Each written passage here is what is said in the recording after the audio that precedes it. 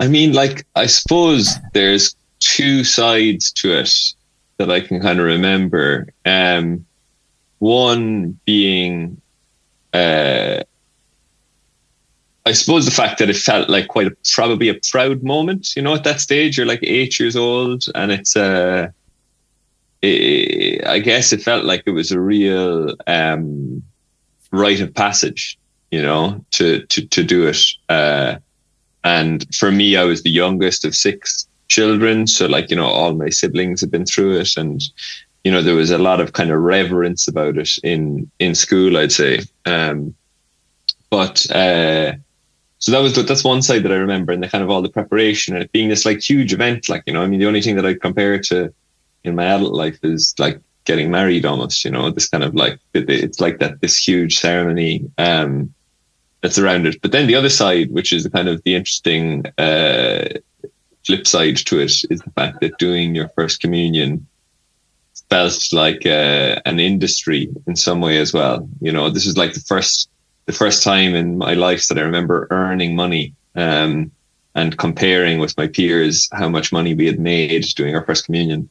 So it was this weird kind of mixture of something that felt like quite traditional and monumental, but then also this element of kind of consumerism and capitalism that was around it as well.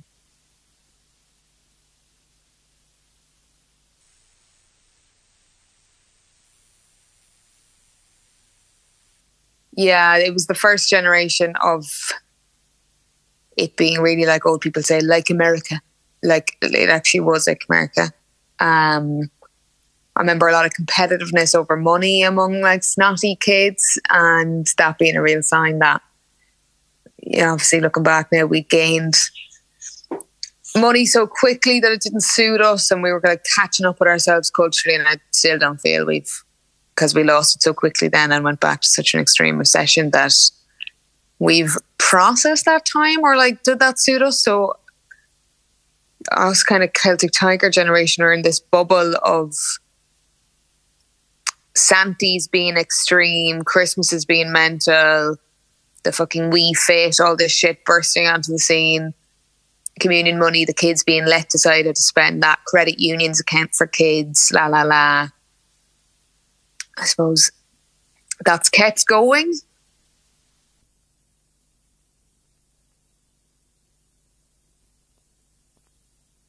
I think it was a lot more homogenous, like ethnically homogenous back then as well. We've had like kind of more immigration now since, and I think that is good.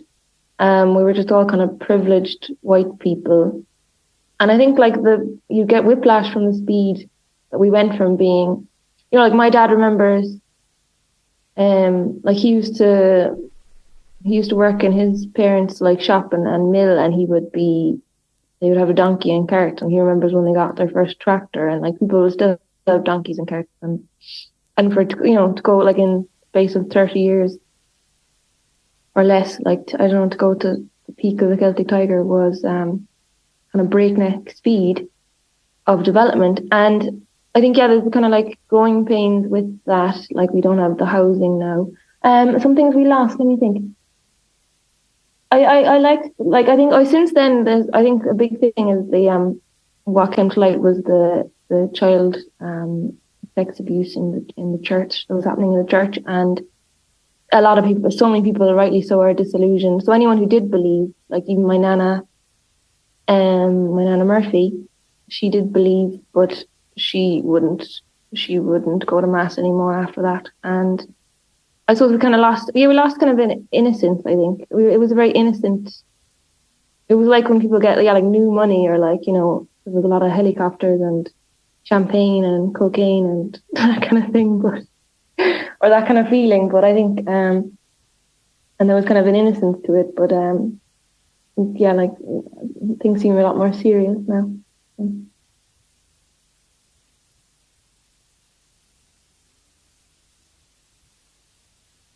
No, we have an answer. I mean, I think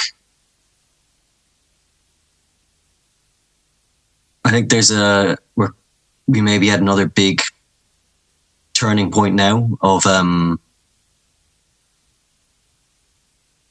of a shift in importance and of a shift in values. And I think now is really the kind of opportunity for community activity, public participation to step in. And like, I do believe that. I'm kind of biased in believing it. But I think, after the pandemic, it's kind of this complete renewed appreciation of what local community, local amenity, public space, what public participation means has really come forward. Because we've been afforded an opportunity to do without nearly everything. But before that, like between then and now, I don't know what replaced it. I couldn't say that anything has, but at the same time, I don't think there was much really there to be replaced. Not by the time it came to me, like it was already kind of a facsimile of spirituality.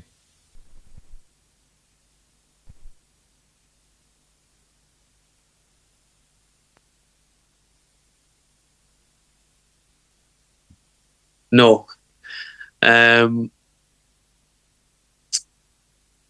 I don't. So the only I've thought about it a lot, and the only good thing about it. Okay, there's two good things about it actually. The first is the obvious amount of money that you make on the day, and whatever about that. And then the other thing is, it does feel like like an important time in your life.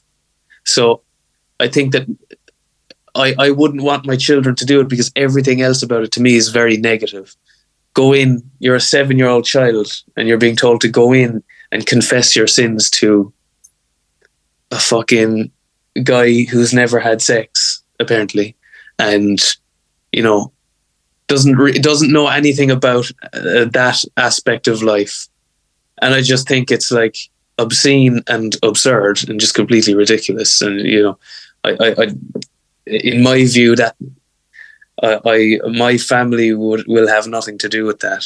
But I do think as well, and I don't have an answer for this question, I think that like something should replace it, possibly, just to give 7-year-olds like that kind of feeling of, oh, here's a moment in your life where you are progressing a little bit, and that little feeling of kind of like, oh, I'm a big boy, I'm a big girl now, or whatever. That was kind of a nice thing. That was and being celebrated by your family and stuff like that. But it would be better to have something tangible where it's just like more meaning to it, because there's no meaning to the communion, and I think for most people in Ireland now, there's no meaning. They just do it because it's the done thing still, and it's just they do it for the money, for the kids to get money, and because it's the done thing. But I think something needs to replace it, probably, and the same with confirmation as well.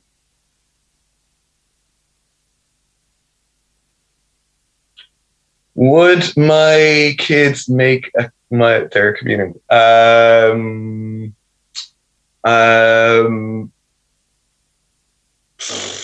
Yeah, fucking man, why not? Like, but like maybe kind of having crack with it, I don't know. Like there is some pretty, metal, occulty, iconography that goes with communion, body of Christ and all that.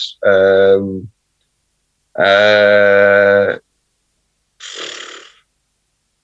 don't know. I'm probably being facetious in saying that, but like I don't think it would. I don't think it's going to morally corrupt them one way or another. I think if they wanted to, fuck it, yeah, why not? Like, but I don't think.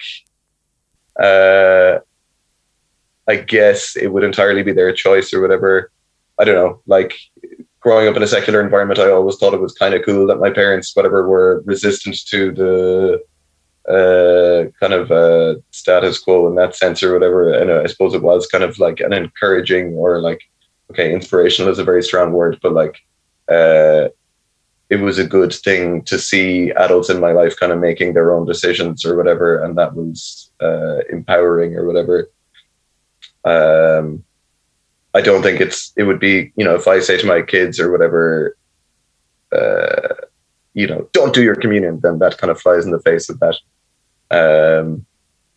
So yeah, whatever they want. Like, I mean, now if my kids were fucking super into it and were,